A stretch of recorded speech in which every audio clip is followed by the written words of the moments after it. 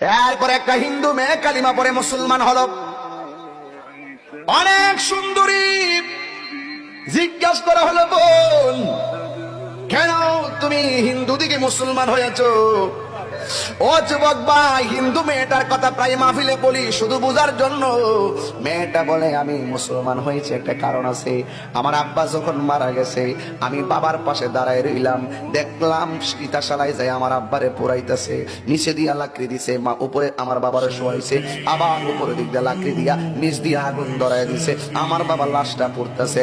হঠাৎ করে আমার বাবার পা গুলো ঠেঙ্গা মেরা দাঁড়ায় গেছে, লাঠি দিয়ে আমার বাবার লাশের উপরে বাড়ি দিছে, বাড়ি দিয়ে আমার বাবার লাশের পাটারে সোজা করছে।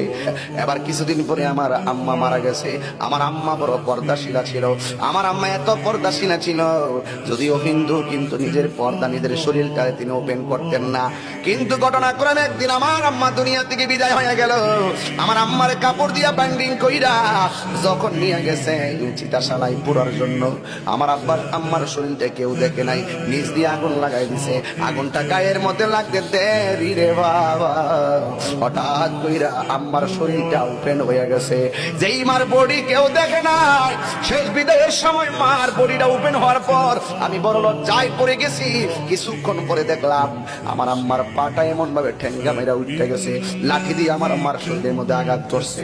কিন্তু জীবনে আমার মার গায়ের মধ্যে কেউ লাঠি দিয়ে আঘাত করে নাই, জীবনে আমার আম্মার বডি কেউ দেখে নাই। আজকে শেষ বিদায়ের সময় এ কেমন লজ্জাস্করের মতো মনে হলো। কিন্তু আমি যখন দেখলাম আমার বাবার এই শেষ বিদায়ের অবস্থা, মার এই অবস্থা, হঠাৎ কইরা মুসলমানদের শেষ বিদায়ের চিত্রটা আমার চোখের মধ্যে বেশি উঠেছে।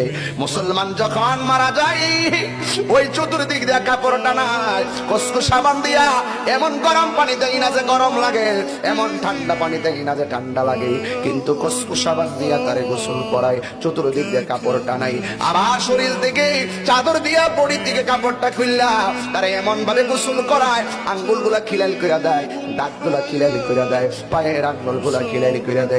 বন্ধুরে আমার, ও আমার চিরে বাবারা, এই আমার হবিগঞ্জের বাবাদিরা গো, ও আমার শাস্তাগঞ্জের বাবারা, যত জায়গা থেকে আপনারা এসেছেন, ইন টাইমে ডাক দিয়ে বলে, আমি মুসলমানদের চিত্র মনে হয়ে গেল।